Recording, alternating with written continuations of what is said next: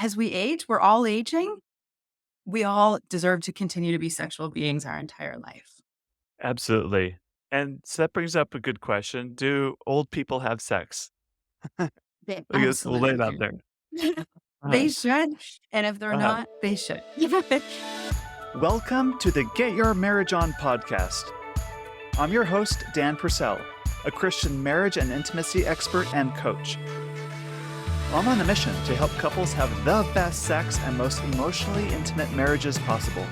Our episodes cover topics you've always wondered about and are packed with practical advice designed to help you take your marriage to the next level. I realize that as I age, my sex life is going to change. I don't think I'm alone in having some anxiety over the changes that might come, especially when you think things are so good now.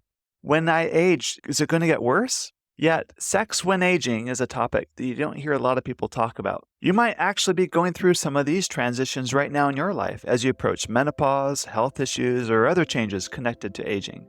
Some things you used to really enjoy sexually may not have the same power or enjoyment as before, or certain paths towards arousal may not function like they used to. And then there's the question of what to do when you're your spouse's primary caregiver because of dementia, bereavement, or other issues that older couples face. I've wondered a lot about these things, and I've searched high and low for a specialist that works with aging couples in the sex department. And I got really lucky to find an expert in this field. My guest today is Natalie Wilton, a registered social worker in Waterloo, Ontario, Canada. She has worked in the aging field for over 20 years. She has worked at retirement homes, long-term facilities, and in her community in a variety of roles in geriatrics and mental health. She has a private practice in which she sees adults across the age spectrum for sex therapy and other mental health concerns. 2 weekends from now is our virtual lovemaking retreat we call the Next Level Lovers, a virtual intimacy retreat for passionate couples. Emily and I are excited to guide you and your spouse through exercises in hour-long sessions Friday night, Saturday morning, and Saturday night designed to light the fire and bring some passion and pleasure into your relationship. Because hey, don't we all need a little more pleasure and strengthen our marriages these days? It's not too late to register if you're quick. You can sign up at getyourmarriageon.com, click on retreat, and then virtual retreat. Speaking of retreats, I am so excited to announce our next in-person retreat. It's going to be in the Dallas-Fort Worth area, October 26th to 29th. That's a 4-day, 3-night retreat. We have this really boutique, awesome hotel rented out. We have the entire place to ourselves, and it's going to be really transformative and romantic. We have spots for just 20 couples, and all of our previous retreats have sold out, so you'll want to act fast.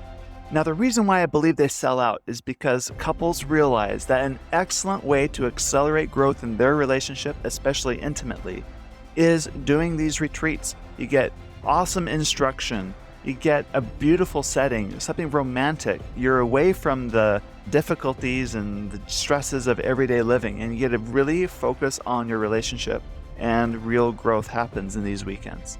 You can check out all those details on our website too under retreat. Do you have the Intimately Us app? If not, you want to go download it right away. And if you have it, open it up right now because we've just announced our next big challenge. It starts June 1 and goes through June 9th.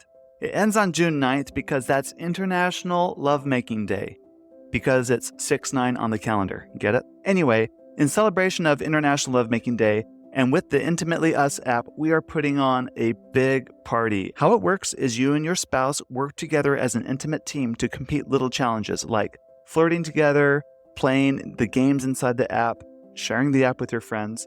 And the more points you earn, the greater chance you have at winning prizes. It's a random drawing.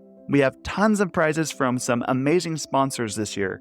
Prizes like lingerie, things for your bedroom, online courses, just amazing things that you don't want to miss out. All the details are in the Intimately Us app. Natalie, welcome to the Get Your Marriage On podcast. How are you today? I'm great, Dan. Thanks. Thanks for having me.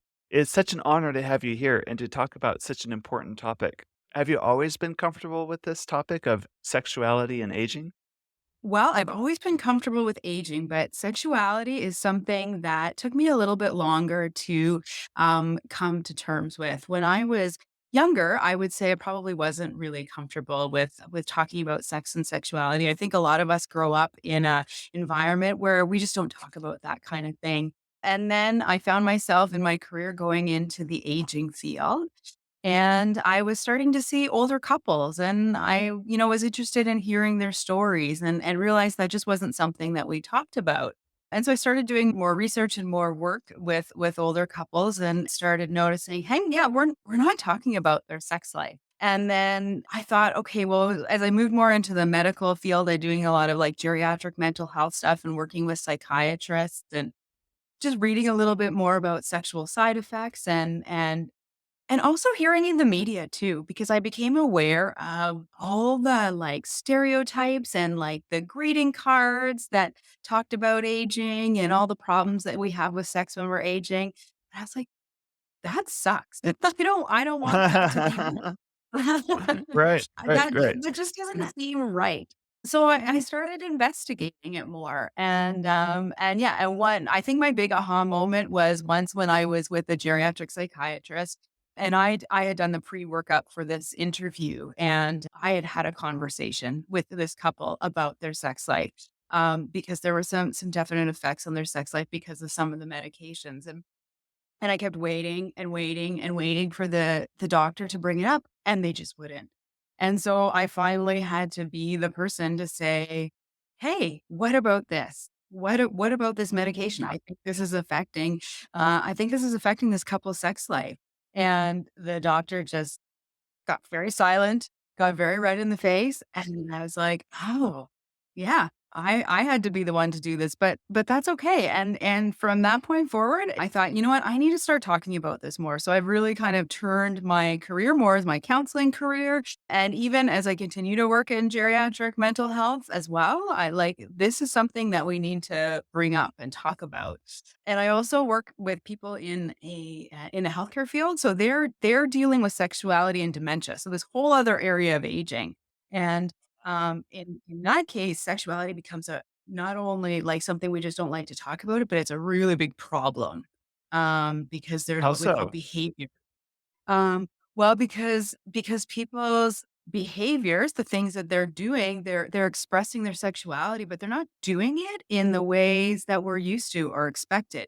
They may do something when they have dementia, like walk out into the hallway naked or start masturbating in public. Maybe that was something we did in their room privately before at home, but now they have dementia and they can't do those. They don't know to go in their room and be private, so they just go out in the hallway because their brain is telling them, to do things differently. It's not giving them the right information anymore. So those things happen all the time in the very geriatric world that I work in.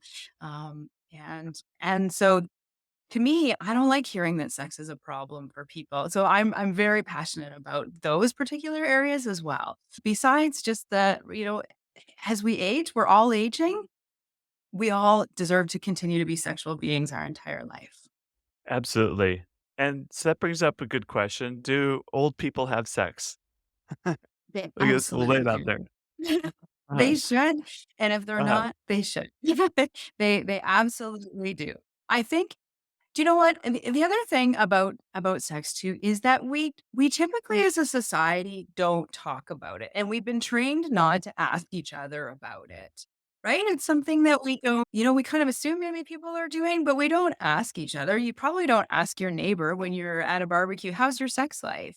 I mean, No. you probably do because that's your particular interest, but most people don't, right? Yeah, right. Right. So, as a society, we just don't talk about it. And so I think then we see older people and we also our media portrays sex as something for the young and the active and the attractive and we don't show media images of older people even engaged in relationships. So we're fighting against a lot of things to make us believe as a society that we're having sex when we get older. But it's Now are not there true. that's I'm glad to hear that. Right. Are there any benefits to sex as you age? Like Absolutely. So, I mean, think of all and you're doing physical activity, right? So there's all the good cardiovascular health things. It helps release endorphins in your brain. It all those good feel good chemicals. It increases our relationship and our connection to people. Just that skin to skin contact. We know how important touch is. We're human beings. We are touchers in our society, and we feel good when we do that. So to have that close connection to people is incredibly important throughout our That entire makes life. that makes sense as far as the benefits of sex at any age. What I'm specifically interested in is, does sex get better as you age? Are there any, like, benefits that you can have as an aged couple having sex that you may not have experienced when you were younger? Because you're Yeah. aged, is there, uh can sex get better that you can experience at that level that you couldn't earlier? I mean, absolutely. I think one of the things sometimes as we get older, we become a little bit more comfortable with ourselves. So sometimes Uh-huh. some of the older couples that I deal with, when they get to the point too where their kids have gotten out of the house, they don't have as many stressors anymore. All those other things that sometimes are inhibitors to our desire and make having sex challenging when we're in kind of our younger, more active years. We don't have those things anymore. So that's really great. You have more freedom of time, and you can just be with your partner in a different way, and you're still Mhm. being physically active. So it's a great thing.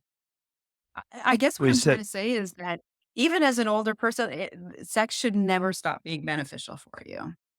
That's good, that's good. That what you said just reminded me of something I read in a book called Magnificent Sex. They interviewed older couples who report to have a great sex life in their older age. These are people in the 60s, 70s, and 80s.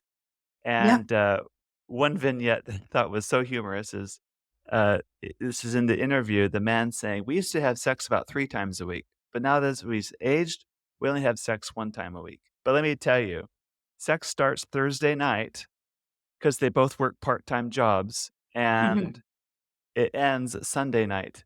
But it's only 1 time a week, but it lasts, like, 3 days." That's So amazing. they prepare food and everything, they prepare everything they're gonna need for that weekend, so they don't need to Yep. stop in between. So just have a very long, sensual weekend together, and, Yes. you have I the love that time, story. the maturity, and it's probably not so much focused on intensity, but it's probably a lot Yep. more, I guess, would you say sex becomes a lot more mental than it does physical as you age? Sex is always mental. I mean, our brain is one of our Good biggest point. sex organs, right? Right. Our intimacy and desire is built up in our brain more than our bodies, right? What I love about that story though is it talks about sex and intimacy and the fact that it lasts all week. They probably weren't intimately engaging in direct sexual intercourse for those 3 days, obviously. Right, But uh-huh. it talks about what sex really should be and the redefining of sex when you're at any age, but really especially when you're older too. The fact that it's about they took time to plan, they took time to build up their positive anticipation about their weekend. They thought about it and they made it about time and they made it about connection. They obviously made it about so much more than just when we think sex and we think a man and a woman and penis and a vagina, right? So it's Right, just right. it's what sex should be. Those people are making what sex should be. Alright, let's talk about penises and vaginas then for a moment. Like, Okay. as you age, there's definitely some problems that happen. Like, why is it that some things that used to work no longer work as you age? For example, there's a client I've worked with. Uh, she had this remarkable ability to have an orgasm from breast and nipple stimulation alone. But as she ages, she can no longer orgasm that way, and it's been kind of a Mhm. source of frustration. And Yeah. there's others, like men as they age have a harder time with maintaining an erection and Mhm. so on too. So, what do you do when what used to work no longer works for you? Mhm. Yeah. So backing up to kind of why that's happening, I mean, as we age, we know our bodies are changing, and that's just kind of the reality of aging. So we've got hormone changes that are happening, and that plays a huge part. We know how powerful hormones can be from the different experiences that we've had in our lives. So as our hormones change, so for something like women, your vaginal walls can shrink a little bit. They become drier. Your skin changes. For men, they have more trouble maintaining erections. Their blood flow is changing. So we're just having all the changes, all the physical changes that happen as we age. So we're up against that. And those are our realities for sure. And there's other things too that can cause challenges when we're older that sometimes we're not even thinking about. And those are the things that we become very used to is our pains, our aches, our chronic diseases that are plaguing us too. So sometimes those disease processes, some of those things, like say diabetes, for example, diabetes can affect your blood flow. So therefore, it can affect the way you're having an erection. So if you're unhealthy that way, it may be affecting your sex life. And then your medications that you're on for those diseases, those also could have an impact on you as well. So sometimes some medications dampen our libido. Something like an antidepressant can be a pretty classic example of something that can affect our desire, and can affect our bodies sometimes and have side effects that are sexual. So there's a whole host of things that challenge us as we age. So the answer, in sort of the most blanket way I can say it, is really redefining sex. So again, bringing you back to that story that you told about the couple that made a sex weekend, that they did something differently.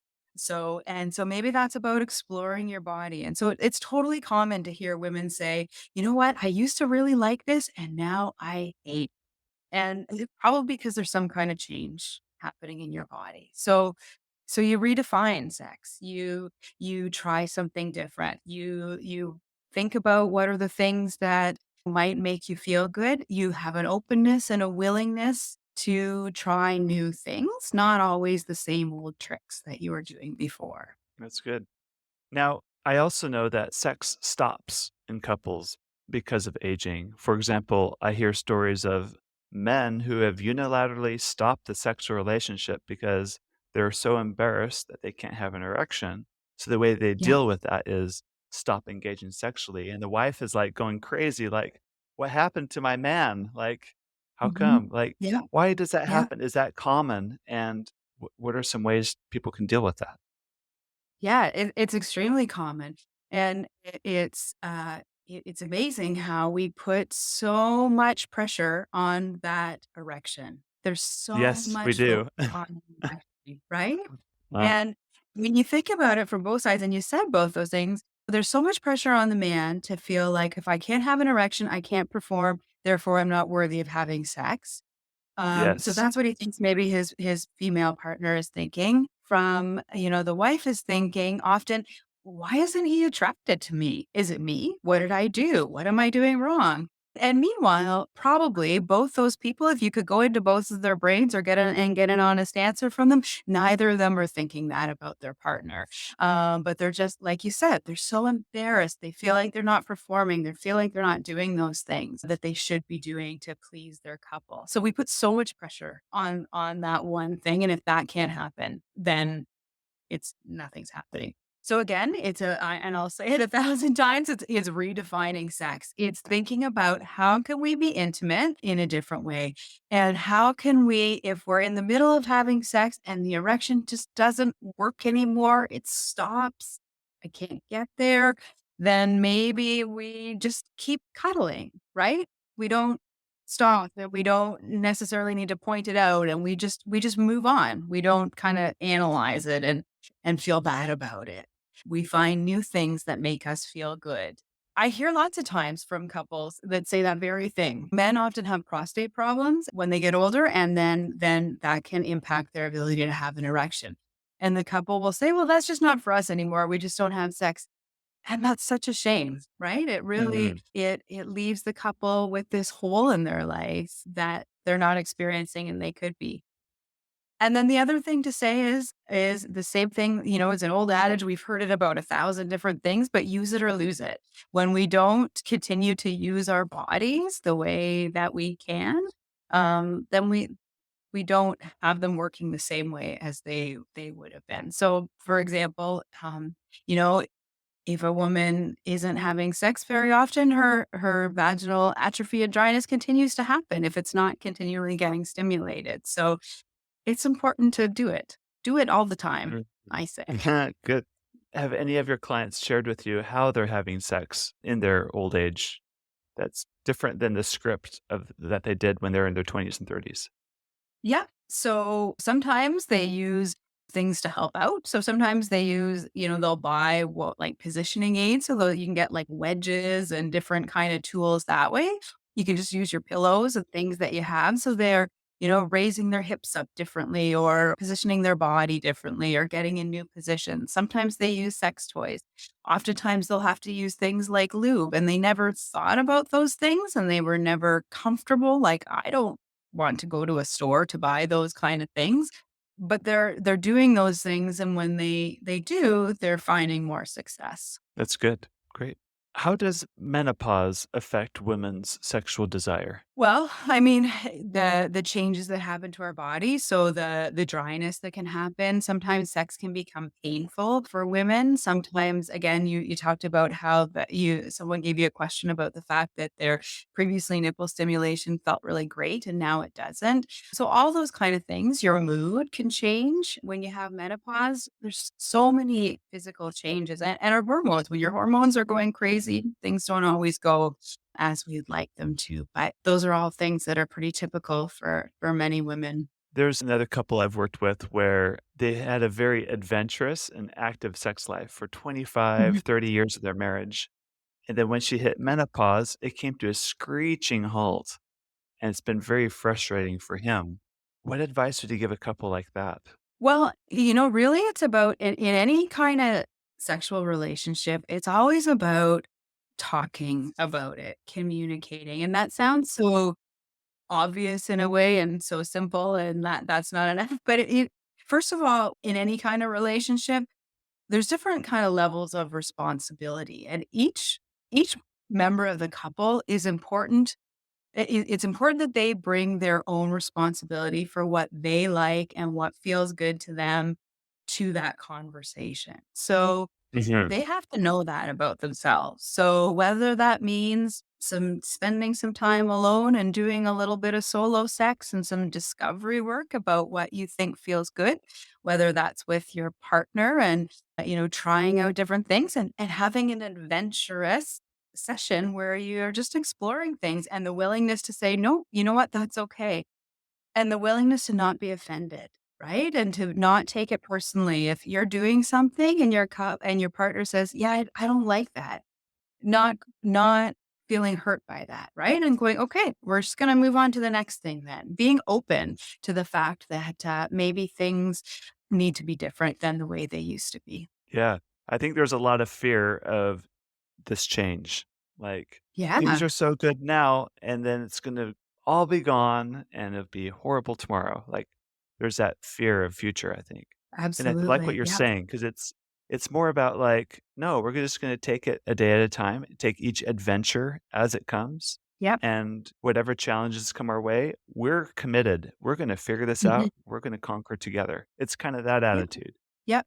Yep. And what works today might not work tomorrow. And that willingness and openness to try. And also to some of the previous stuff that I mentioned. So keeping in mind the fact that maybe the medications that you're on are affecting your sex life. Maybe the disease that you're currently dealing with is affecting your something in your health condition. So it's important to also then have those conversations with our health practitioners and talk about like, hey, like this medication that I'm on, could this be affecting something? So we need to remember that those things are all a part of us. And maybe there's something that we can do about that besides just working with our partner. Are there any medications that are common that help people during this transition, like during menopause or whatever? For example, Yeah. I've heard that for some women, when they enter menopause, their body stops producing as much testosterone. Women produce testosterone too. It's a Mhm. very small level, but it's a very even level. But when that completely stops, then it affects sexual desire too. So there's like pellets that doctors prescribe that boost Mhm. some testosterone or something like that. I've heard. So I don't do a lot of that kind of stuff and don't really like comment a lot on medications just as part of my own practice. But Okay. definitely Uh-huh. what I would say is have that conversation with your medical practitioner for sure. Gotcha. Yeah. Be willing to bring it up and see what they can Be willing to recommend. bring it up. Yes. Yep. Usually you do need to bring it up. As I said, sometimes the doctors, you'd think that they would be good at this, but not always. So be brave. Great. All right. Natalie, this has all been so fascinating. And I've read that sexually transmitted diseases are on the rise among the older generation. Why is that? Yeah, they absolutely are. There's lots of reasons for that. First of all, in one study that I read, actually, places like Florida, where we've got a lot of older people and a lot of snowbirds, tend to be the higher the rates of STIs are hugely on the rise there. But everywhere. It's a problem everywhere. So what some of the reasons why that happens is because older adults, they're the things that we maybe were trained, taught, not to why we would use protection, things like condoms, is for things like not getting pregnant. And not necessarily a worry anymore when you're older. So you don't think about those things. We've maybe had a long-term relationship. So typically, not always, but typically in a long-term relationship, we don't tend to use condoms and that kind of protection with our partner because we've been together and we've sort of done our family planning in different ways. And we're each other's partner. And then suddenly our partner maybe dies or our relationship ends and we move into a new relationship or multiple new relationships as we're exploring the dating world again. So it's not even on the radar to think about that. And maybe we're having multiple partners because we're discovering this newfound freedom. And again, we're not thinking about it because pregnancy is not an issue. So there's lots of reasons, and it's also not part of our education. When we see, advertisements about sexually transmitted infections or, condom ads, they never have older people in them, right? It's No. never Uh-uh. Never, never. It doesn't talk to that generation. So and we're not educating. We're not sharing that information with our older population that did you know the rates of STIs amongst your cohort are actually skyrocketing compared to some of the other populations, other cohorts in our society. So they just don't know. And then the other kind of tricky thing too is that sometimes the STI symptoms, one, many of them are symptomless. We often don't see the symptoms, but sometimes when we do see the symptoms, they mimic other conditions that maybe we become more used to seeing when we're older. So something like gonorrhea, maybe you have a little bit of burning when you go to the bathroom when you urinate. That could look like a urinary tract infection, which are extremely common in older women. Something like HIV, poor concentration, memory loss, confusion. Maybe people think that that's dementia, same as syphilis. Those kind of diseases often have parallel symptoms to the things that we're maybe commonly seeing in an older adult. So they can go undetected a little easier. Yeah. At that. Yeah, Yeah. absolutely. Absolutely. And again, we don't think of that. Most people are shocked when you tell them that the STI rates in older adults are increasing. Uh, gotcha. Good. Okay, I understand that caretaking, and eroticism are kind of antithetical one to another. Because I think we're biologically programmed not to sexually desire someone that we're caretaking, such as like a parent or a child. But there are couples that get into a situation as they age where, like, your spouse is now sick and you've become your spouse's primary caretaker. And that really confuses the sexual relationship at the same time. Like, how do people deal with that? How do you counsel people through that? Yeah, absolutely. That is a huge challenge and one of my special interests because caregivers, as you said, they are totally diametrically opposed ideas, right? It is really hard to want to be intimate with somebody, even something as simple as a hug. It's hard to want to give somebody a hug and a snuggle after you've just maybe wiped drool off their face or helped them in the washroom, right? Like those two things just don't go. So it's a real struggle. And it's also something that doesn't get, so we call that like sexual bereavement, that feeling of loss for the sexual relationship. And that's not unlike some of the other couples that we've talked about in earlier, that have experienced even changes in their sex life. There's a loss, and we don't think about that. People don't talk about, as we said right off the top, people don't talk about sex. People don't ask each other how their sex life is. So when we get into these caregiving situations in particular, we don't have the opportunity, or we don't give the opportunity to the people that we know that are caregiving to talk about their losses and experience that grief and figure out, okay, how am I going to continue to both be a sexual person, and how am I going to also be a caregiver? How can I carry those two hats at the same time? How have you seen couples navigate that then? How did they Yeah. reconcile the 2? Yeah, well, oftentimes, so the people that I'm working with often have dementia. So often it's the caregiver has to sort of separate themselves from that piece of it. They have to, maybe think more about solo sex things, and thinking about their own intimacy and being responsible for their own intimacy and caring for themselves and really building their self-care, whether that's doing things like going for massages and really just caring for their body, intimate and loving way without their partner. And it's working through that acceptance and working through that grief. And that's where I think the work is. It's in that time and that space, and giving yourself the time and the space for that grief and to work through that grief. And it's challenging. What I would say is, to get ahead of it, is that caregiver, or couples, I should say, often don't talk about the fact, like, they might talk about, okay, if one of us died, would you repartner? And then, you might have that conversation, right? And then you learn to feel okay with it. But what you don't talk about is, well, what happens if I was sick and I was in a long-term care facility, or I couldn't have sex anymore, or I was just, that just wasn't possible for all the reasons that we just talked about. But I was still here. What would we do then?